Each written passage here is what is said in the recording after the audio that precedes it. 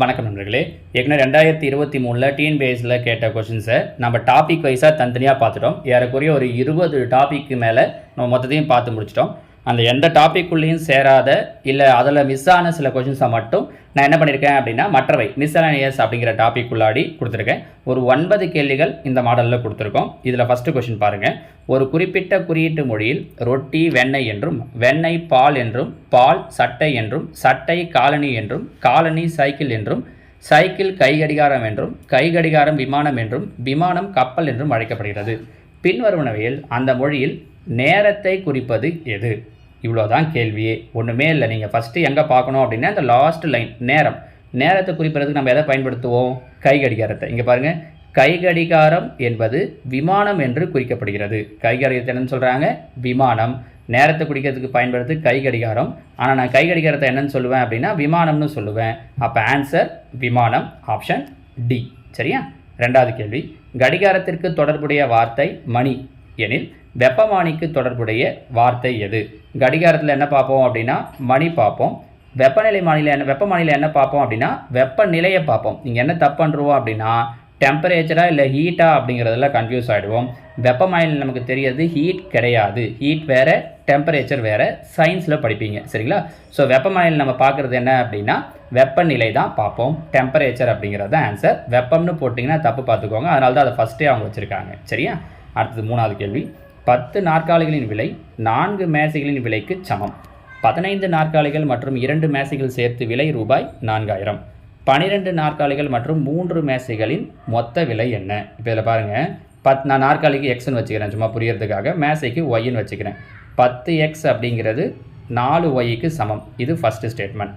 அடுத்து பார்த்தீங்கன்னா 15 நாற்காலி அதாவது 15x ப்ளஸ் 2 மேசை 2y, இதுதான் எவ்வளோ கொடுத்துருக்காங்க அப்படின்னா 4000னு கொடுத்துருக்காங்க. கரெக்டாக? இப்போ இங்கே 15x இருக்குது இல்லையா? இந்த 10xை பாதி ஆக்கணும் அப்படின்னா 5x, இதை பாதி ஆக்கிறோன்னா இதுவும் பாதி ஆகும் 2y. ஏன் அப்படின்னா இப்போ இந்த 10 5 கூட்டினேன்னா என்ன கிடைக்குது? 15x. இந்த 4 2 கூட்டினா என்ன கிடைக்குது? 6y. அப்போ இந்த 15xக்கு பதில் என்னென்னு போடலான்னா 6yன்னு போடலாம். ஏற்கனவே இங்கே 2y ஈக்குவல் டு 4000. 6yயும் 2yயும் கூட்டினோன்னா 8y. அப்போ 8y ஈக்குவல் டு என்னவாயிடும் அப்படின்னா 4000. 8 8 8 40, இந்த 2 0 அப்படியே வந்துடும். அப்போ y ஈக்குவல் டு 500. ஒய்யோட வேல்யூ 500, அதாவது ஒரு மேசையோட விலை 500 ரூபாய். சரியா? இப்போ நமக்கு என்ன தேவை அப்படின்னா நாற்காலியோடைய விலை தேவை. கரெக்டுங்களாமா? இப்போ இதில் பாருங்கள், 10 நாற்காலியோட விலை 4 மேசையின் விலைக்கு சமம்னு சொல்லியிருக்காங்க. அப்போ 10x ஈக்குவல் டு 4yன்னு அர்த்தம். 4yனா 4 × 500, 4 5 20 இல்லையா? அப்போ 2000. ஸோ 0 0 கேன்சல் ஆகிடுச்சுன்னா x ஈக்குவல் டு 200. அப்போ ஒரு நாற்காலியோட விலை 200 ரூபாய். ஒரு நாற்காலி 200, ஒரு மேசை 500. அவங்க என்ன கேட்டிருக்காங்க? 12 நாற்காலி. ஒரு நாற்காலி 200னா 12 நாற்காலி 12 2 24, 2400 ரூபாய். ஒரு மேசை 500னா 3 மேசை 3 5 15, 1500. அப்போ ரெண்டுத்தையும் சேர்த்தோம் அப்படின்னா 3900 ரூபாய் தான் இவங்க கேட்ட கேள்விக்கான சரியான விடை, ஆப்ஷன் டி. சரிங்களா?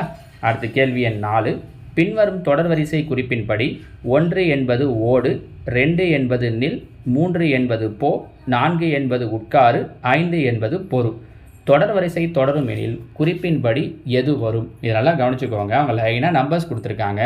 இதை எப்படி எடுத்துக்கிறோன்னா ஃபஸ்ட் நம்பர் முதல்ல 4, அடுத்த 2 நம்பர் 4 5, அடுத்த 3 நம்பர் இந்த 4 5 எழுதிட்டு கூட 3 சேர்த்துருக்காங்க.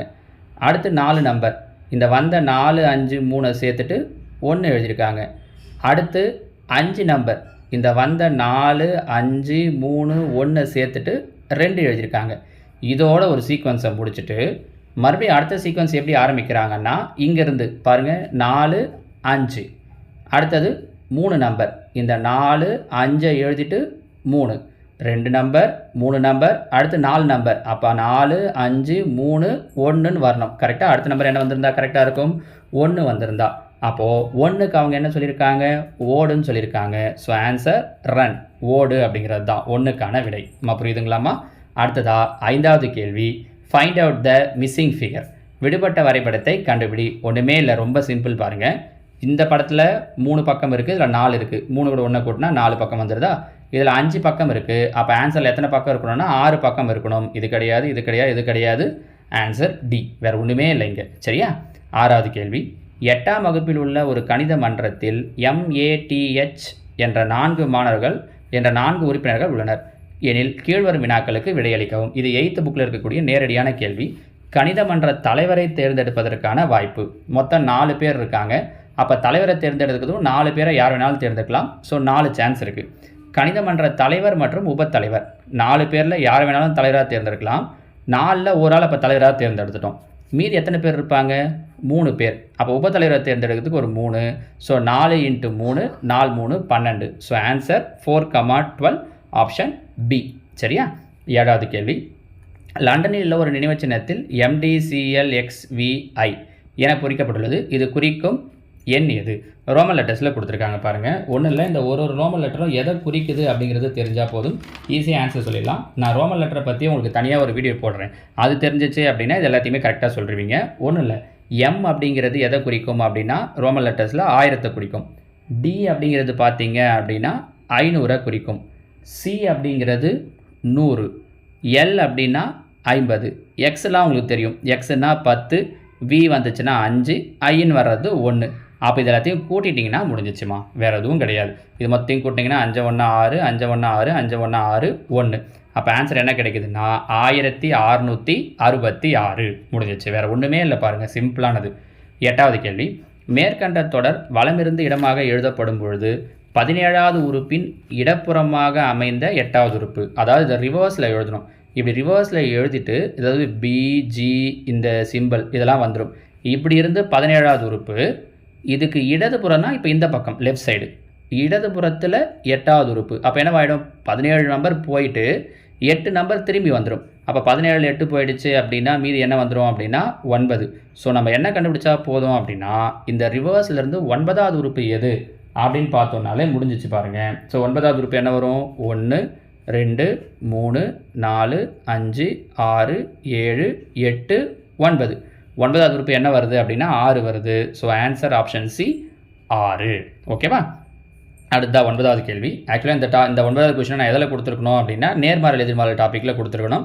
அங்கே மிஸ் ஆகிட்டுருக்கு. அதனால் இதை தூக்கி என்ன பண்ணிட்டேன் அப்படின்னா மீதி இருக்கிற இந்த இடத்துலேயே கொடுத்துருக்கேன். ஏன்னா லாஸ்ட் இயர் கேட்டால் எந்த ஒரு கொஸ்டினும் மிஸ் ஆகக்கூடாதுன்றதுல ரொம்ப உறுதியாக இருக்கேன். அதனால் அதை தூக்கி இந்த இடத்துல கொடுத்துருக்கேன். சரியா? ஒன்றும் இல்லை, சம அளவுள்ள 6 குழாய்கள் 1 மணி 20 நிமிடங்களில் 1 மணி 20 நிமிஷம்னா எவ்வளோ நேரம்? 1 மணினா 60 நிமிடம். இது ஒரு 20னா அப்போ 80 நிமிடம். ஒரு தண்ணீர் தொட்டியை நிரப்புகிறது எனில் அதே அளவுள்ள 5 குழாய்கள் அத்தொட்டியை எவ்வளோ நேரத்தில் நிரப்பும்? 6 குழாய் 80 நிமிஷத்தில் நிரப்புது. அப்போ 5 குழாய் எவ்வளோ நேரத்தில் நிரப்பும் அப்படிங்கிறது தான் கொஷின். 1 5 16 5 80. 16 யாரையும் பேருக்குன்னா 96. அப்போ 96 நிமிடங்களில் நிரப்பும். 96 நிமிடம்னா 1 மணி நேரத்துக்கு 60 நிமிஷம் இல்லையா? அப்போ 1 hour 60 நிமிஷம் போயிடுச்சுன்னா மீதி 36 நிமிடம். So 1 hour 36 minutes option A. சரிங்களாமா? ஸோ இதோட 2023 கேட்ட எல்லா கொஷின்ஸுமே உங்களுக்கு கம்ப்ளீட் ஆகிடுது. இது மொத்தத்தையும் சேர்த்து நான் ஒரு 190 பக்கம் வர்றது மாதிரி ஒரே பிடிஎஃபாக ஆக்கி வச்சுருக்கேன். அந்தந்த பிடிஎஃப்லேயே டாபிக் வைஸாக ஒவ்வொரு கொஷினுக்கு கீழேயுமே ஆன்சர்ஸும் வர்றது மாதிரி செட் பண்ணியிருக்கேன். அதையுமே நான் உங்களுக்கு அடுத்ததாக அந்த பிடிஎஃபை இதில் போட்டு விடுறேன். இல்லை குரூப்லேயும் நம்ம டெலிகிராம் வாட்ஸ்அப் குரூப்லேயும் போடுறேன். அதை யூஸ் பண்ணிக்கிட்டீங்க அப்படின்னாலும் பெரும்பாலும் அதே கொஷின்ஸ் தான் ரிப்பீட்டடாக அதே மாடலில் தான் கேட்பாங்க. ஸோ இதெல்லாம் பார்த்தீங்கனாலே நீங்கள் எழுதுகிற எல்லா எக்ஸாமுக்குமே உங்களுக்கு யூஸ் ஆகும். மேற்கொண்டு இந்த இயர் 2024 நடக்கிறதுமே ஒரு எக்ஸாம் முடிஞ்ச உடனேவே அதுக்கான ஆன்சர்ஸ்கையும் நான் போடுறேன். அதெல்லாமும் பார்த்துட்டிங்கன்னா உங்களுக்கு எக்ஸாமுக்கு அது யூஸ்ஃபுல்லாக இருக்கும். ஓகேவா? தேங்க்யூ.